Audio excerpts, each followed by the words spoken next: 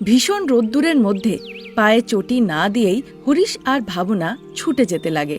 তাদের থেকে একটু দূরে সারদা ছিল। তাদেরকে ধরার জন্য সেও তার পিছু পিছু ছুটতে লাগে। ও বাচ্চারা, ভীষণ রোদ্দুর যে, আবার পায়ে চটিও দাওনি। আমার কথা শোনো, তোমরা ফিরে এসো। চলো বাড়ি চলো। আমরা ফিরে আসবো না, আমরা মায়ের কাছে যাব আর মায়ের সাথেই থাকবো। ওদিকে মন্দিরে তোমার মায়ের মাথার ওপরে ছায়াও নেই। গরমের মধ্যে ছাতা ধরে সেখানে বসে ফুল বিক্রি করছে। আমার কথা শোনো, তোমরা ফিরে এসো। এমনিতেও বিকেল হতে না হতে তোমার মা বাড়ি ফিরে আসবে, তখন বসে কথা বলো। মায়ের ফিরে আসতে আসতে অনেক দেরি হয়ে যায়, ততক্ষণে আমরা ঘুমিয়ে পড়ি। আবার সকাল হয়ে উঠে দেখি যে মা নেই, সেখানে শুধু তুমিই আছো। তোমার সাথে সাথে তো বাড়ির ভেতরটাও ভীষণ গরম। এমন খাবার তুমি বানিয়ে দাও যেটা খেতে ইচ্ছে হয় না। ভাবি বাইরে গিয়ে খেলা করব, তাও ভীষণ গরম। আর ঘরে বসে টিভি দেখবো, তাও গরম। কথা বলতে যাও তাতেও গরম, আর কিছু ছুতে যাও তাতেও গরম। গরম আর গরম, ওই বাড়ির মধ্যে আর আমরা থাকতে পারছি না। আমরা মায়ের কাছে যেতে চাই। এ কথা বলে হরিশ আর ভাবনা গরিব বৌমা অনামিকা যে মন্দিরের বাইরে বসে ফুল বিক্রি করছিল তার কাছে ছুটে চলে যায়। তাদেরকে দেখে অনামিকা চিন্তিত হয়ে পড়ে। পেছনে দেখে শাশুড়িমা ছুটে আসছে, সে অজ্ঞান হবে হবে। আহা মা, কি হয়েছে? প্রথমে হরিশ আর ভাবনা এভাবে ছুটে ছুটে আমার কাছে এলো, তারপর আপনি পিছু পিছু এভাবে ছুটে এলেন। কোনো ঘুমন্ত কুকুরের ওপরে পাথর ছুঁড়েছেন, না কোনো বলদ আপনাদেরকে তাড়া করছে? কি হয়েছে একটু বলুন তো। কিছু হয়নি বৌমা, আগে তোমার ছেলে আর মেয়ে যারা প্রথমে এসেছে তাদেরকে জিজ্ঞাসা করো, তারপর আমি সব কথা বলছি। কি হয়েছে বাচ্চারা? তোমরা এভাবে ছুটতে ছুটতে এখানে কেন এসেছো বলো? ঘরে ভীষণ গরম, যা কিছু ছুঁই তাতেই ঝাঁকা লাগে। আমরা ওই বাড়িতে থাকতে পারছি না মা। তাই আমরাও তোমার সাথে মন্দিরেই থাকবো। বিকেল হলে তবে বাড়ি ফিরে যাব। এখানে মন্দিরে বাড়ির থেকে বেশি গরম যে। আমার কথা শোনো বাচ্চারা, যাও তোমরা ঠাকুমার সাথে নিজেদের বাড়ি ফিরে যাও। বাচ্চাদেরকে বাড়িতে রাখতে হলে বৌমা তাদের জন্য একটা কুলার চাই। হ্যাঁ মা, আমাদের একটা কুলার চাই। তুমি যদি চাও আমরা বাড়িতে থাকি তাহলে কুলার কিনে দাও, না হলে আমরা এখানেই তোমার সাথে মন্দিরে থাকবো। কুলার কেনার মতন আমার কাছে অত টাকা নেই যে। আমার কথা শোনো, বাড়ি ফিরে যাও। এটা কি করে সম্ভব? তুমি বলে দিচ্ছ যে আমার কাছে টাকা নেই। তুমি একবারের জন্য কুলারের দোকানে গিয়ে দেখলে না, বুঝলে না। তুমি এভাবে বলছো, তার মানে তুমি আগেই সিদ্ধান্ত নিয়ে নিয়েছো যে তুমি কুলার কিনবে না। বাচ্চারা, তোমরা বৌমাকে এসব কথা কেন বলছো? যখন বৌমা বলছে নেই, তার মানে টাকা নেই। এটাও হতে পারে সে তোমাদেরকে না জানিয়ে দোকানে গিয়ে দাম জিজ্ঞাসা করেছে আর তার বেশি দাম লেগেছে। হ্যাঁ বাচ্চারা, ঠাকুমা ঠিক কথাই বলছেন। আমি তো ভালো করেই জানি যে আমাদের ঘর কত গরম হয়। তাই জন্য তোমাদেরকে না জানিয়ে আমি কুলারের দোকানে গেছিলাম। সেখানে কুলারের দাম ভীষণ, খুব বেশি দামে কুলারগুলো বিক্রি হচ্ছিল। যা টাকা আমার কাছে আছে তা দিয়ে যে কুলার কেনা সম্ভব নয়। চলো বাচ্চারা, এবার বাড়ি ফিরে চলো। বাইরে ভীষণ তাপ, তোমার মা বিকেলে ফুল বিক্রি করে বাড়ি ফিরে আসবে। এখন তোমরা বাড়ি চলো। এভাবে শাশুড়ি বৌমা বাচ্চাদেরকে অনেক বোঝাবার চেষ্টা করলেও বাচ্চারা তাদের কোনো কথাই শোনে না। ঠিক আছে মা, একবার আমাদের জন্য চলো তাহলে কুলারের দোকানে। সেখানে গিয়ে যদি আমাদের মনে হয় কুলারের দাম খুব বেশি, তাহলে আমরা তোমাকে আর কখনো কুলার কেনার জন্য জিদ করব না। তুমি আমাদেরকে বলবে বাড়িতে থাকতে, আমরা থাকবো। কি বলিস বোন? একদম ঠিক কথা বলেছ। ও বৌমা, আমরা যতই বলি না কেন কুলারের কথা, এরা আমাদের কোনো কথাই শুনবে না। এক কাজ করো, এদেরকে নিয়ে কুলারের দোকানে যাও। আমি ফুলের দোকানে এখন বসছি, এদেরকে গিয়ে কুলার দেখিয়ে আনো। সে কথা নয় মা। যাও বৌমা, তুমি মনে কষ্ট পেও না। এদেরকে নিয়ে গিয়ে কুলার দেখিয়ে আনোগে। এমনিতেও কুলারের দাম অনেক, এরা নিজেদের চোখে দেখলে বিশ্বাস করবে। শাশুড়ি মা শারদার মুখে এ কথা শুনে অনামিকা মনে মনে ভাবতে লাগে। আচ্ছা ঠিক আছে মা, বাচ্চাদেরকে সঙ্গে করে নিয়ে কাছেরই কুলারের দোকান থেকে ঘুরে আসছি। আপনি ততক্ষণ দোকানটাকে একটু দেখুন। ঠিক আছে বৌমা, তোমরা সাবধানে যেও কিন্তু। আমি এখানে সামনে নেব।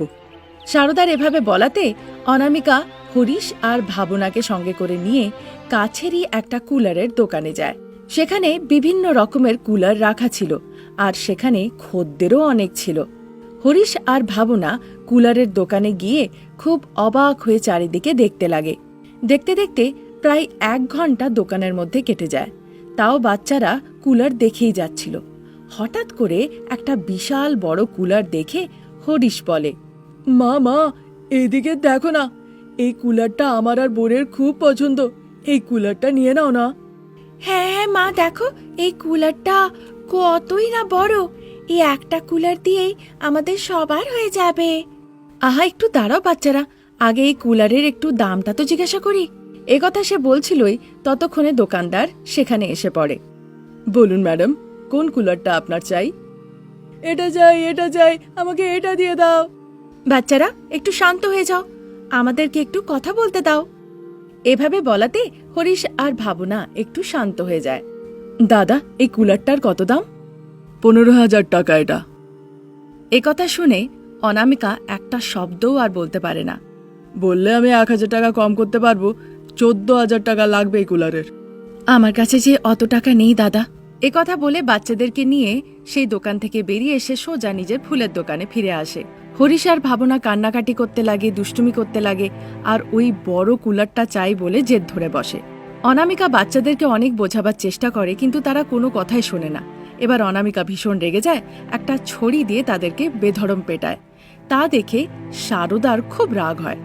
হ্যাঁ গো বৌমা, একটু থামো, এভাবে কি বাচ্চাদেরকে কেউ মারধর করে? এভাবেই সারদা বৌমাকে বকাবকি করে, তারপর বাচ্চাদেরকে সঙ্গে করে নিয়ে সেখান থেকে চলে যায়।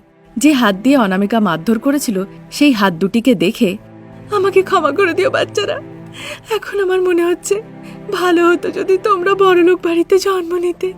একথা বলে সে মনে কষ্ট পাচ্ছিলই ততক্ষণে সেখানে মাধবী আসে। হ্যাঁ গো অনামিকা, ওভাবে বাচ্চাদেরকে মারধর কেন করছিলে? নিজের দরিদ্র তাকে আর মারতে পারবো না, তাই বাচ্চাদেরকে মারছিলাম। এই ভীষণ গরম আমরা সহ্য করতে পারছি না, বাচ্চারা কি করবে বলো তো? তাহলে কি আমরা নিজের সাধ্যের বাইরে গিয়ে ভাববো? হ্যাঁ বলো তো? বাচ্চাদের জন্য করতে হয় অনামিকা। আমি করতে পারবো না মাধবী। কুলের কম দামেরও তো পাওয়া যায়। ওগুলো খুবই ছোট, শুধু একজনেরই গায়ে হাওয়া লাগবে, আর বাকি লোকেরা তখন কি করবে বলো? এই ইদানিং আমি পড়েছিলাম যে কেউ নাকি খুবই সস্তা দামে কুলার বানিয়েছে। কি বললে? আমরা নিজেই কুলার বানাতে পারি নাকি? হ্যাঁ অনামিকা, কোনো টেকনিশিয়ানকে একবার জিজ্ঞাসা করে দেখো। একথা বলে মাধবী সেখান থেকে চলে যায়। তারপর 2 দিন কেটে যায়। যদি তার কথা মতো আমি কুলার বানাই, তাহলে তো গরিবেরাও কুলার পাবে আর অনেক টাকা বেঁচেও যাবে। তবে আমি বানাবো কিভাবে? এসব কথা সে মনে মনে ভাবতে লাগে। তারপর মন্দির থেকে একটু দূরে গিয়ে সে বাঁশের ঝাড় দেখতে পায়। তখন অনামিকার মাথায় বুদ্ধি খাটে, যদি সে বাঁশ দিয়ে কুলার বানায় তাহলে। তারপর স্বামী রমেশ আর শ্বশুর মশাই প্রসাদের সাহায্যে বাচ্চাদের জন্য একটা বিশাল বড় বাঁশ দিয়ে কুলার বানিয়ে ফেলে অনামিকা। তারপর কুলারটাকে অন করা হয়। সেই বাঁশের কুলারের ভেতর থেকে ঠান্ডা ঠান্ডা হাওয়া বেরিয়ে আসতে লাগে। তা দেখে হরিশ আর ভাবনা ভীষণ আনন্দিত হয়। মা, এই বাঁশ দিয়ে তৈরি করা কুলারটা খুব ভালো, খুব ঠান্ডা হাওয়া আসছে যে। সত্যি করে মা, এর থেকে যে হাওয়াটা আসছে সেটা খুব ঠান্ডা। 2 বাচ্চা যখন আনন্দ সহকারে এ কথা বলে তা দেখে অনামিকাও ভীষণ আনন্দিত হয়। তখন সে মনে মনে ভাবে, যদি সে বাঁশের ঝাড় দিয়ে আরও কিছু কুলার বানায় তাহলে অনেক মানুষেরই সাহায্য হবে। এ কথা সে শ্বশুরমশাই আর স্বামীকে জানায়। বাবা, তাহলে আপনি এটা নিয়ে কি বলতে চান? খুব ভালো কথা ভেবেছ বৌমা। বাঁশের ঝাড় দিয়ে তুমি যদি কুলার বানাও তাহলে অনেকেই কুলার পাবে আর আমাদের ঘরেও 2 টাকা আসবে। আমরা কাউকে ঠকাচ্ছি না আর কাউকে নিতেও বলছি না। বানিয়ে আমরা বাড়ির বাইরে রেখে দেব। যাদের পছন্দ হবে তারা এসে নিয়ে যাবে, আর না হলে তারা নেবে না। হ্যাঁ অনামিকা, তাহলে তুমি বানাও। আমি বরঞ্চ জঙ্গলে গিয়ে আরো বেশি করে বাঁশের কঞ্চি কেটে নিয়ে আসছি। একথা বলে রমেশ কুড়ুল নিয়ে বাড়ি থেকে জঙ্গলের দিকে চলে যায়।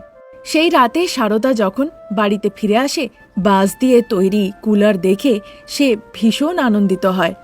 সারদাকে অনামিকা পুরো ব্যাপারটা খুলে বলে। যদি সে আরও বাঁশ দিয়ে কুলার বানায় তাহলে গরিব মানুষদের জন্য সস্তা পড়বে আর তারাও কিছু টাকা রোজগার করতে পারবে।